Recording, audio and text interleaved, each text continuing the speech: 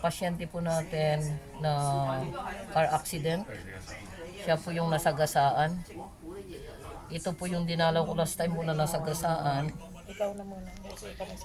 At siya po yung taga Cagayan. Actually, mag-isang buwan na po siya rito sa ospital. Ang problema po nito, 5 days pa lang po niya sa amo niya. Stable mo naman. Huwag kang mag-isang buwan na po siya sa ospital, 5 days lang siya sa amo niya, na-aksidente na po siya. At ang problema po nito, unfit to work pa po siya hanggang ngayon dahil dito po sa pelvic bone po yung tumama. Pelvic po, dito pa naman yung pinakapuno ng legs niya. Masakit pa na. As in, hindi pa po siya nakakalakad. Pag pinipilit po niyang maglakad, hinihimatay po siya.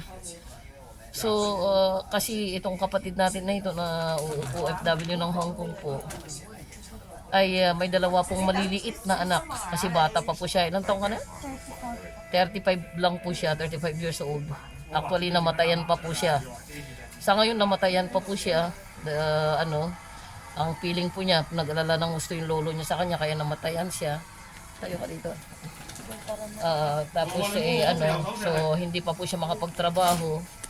Wala siyang sahod na inaasahan dahil 5 days pa lang po niya sa kanyang amo. Sa lahat po ng mga followers ko po, kung meron po tayong maitutulong, sana tulungan po natin siya. At pwede ko pong ibigay yung kanyang numero o yung numero po ng aking pong presidente. Baka pwede ka magsalita ng konti. Siya nga po pala, maraming salamat po dun sa mga tumulong sa akin. At saka kung sino po yung may pait po siya, yung may pusang magmahal po dyan, may awa po. Nakikiusap po ako ng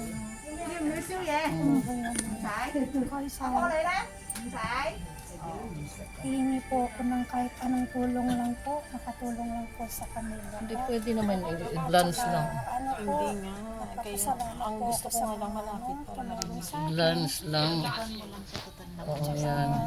Alam niyo po, sobrang hirap na ako ngayon. Hindi ko na alam kung ano yung sitwasyon ko.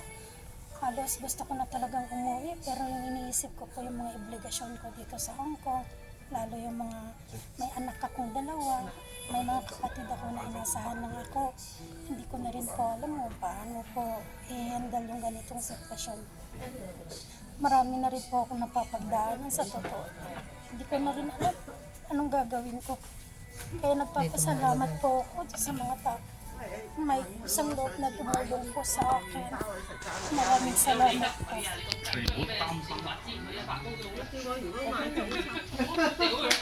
Sasalita ka ba ba? Sabi mo kasi. 唔使理你啦， Sana 你 po 擔心得。 matutulungan niyo po ako. 你識 Kahit sa maliit lang ng bagay, makatulong lang po sa aking pamilya. Lalo-lalo na ngayon, naanoon po ako, namatayan po ako dahil sa sobrang pag-alala ng aking lolo. Kaya yun po, namatay po siya. Teka muna, gusto ko palang ipalam sa'yo. Alam mo naman na naka-video ka, di ba? May pahintulot kami na naka-video ka. Okay. So, pumapayag kang naka-video. Okay. Gusto ko lang po ipalam sa inyo, sa lahat po ng mga listener po natin at lahat ng mga manunood sa panawagan pong ito.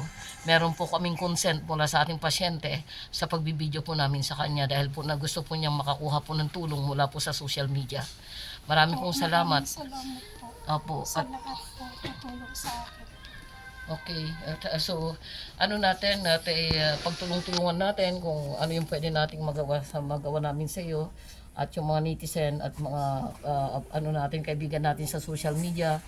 Salamat po sa pagtulong po ninyo dito po sa ating kapatid na si Sis Nelly.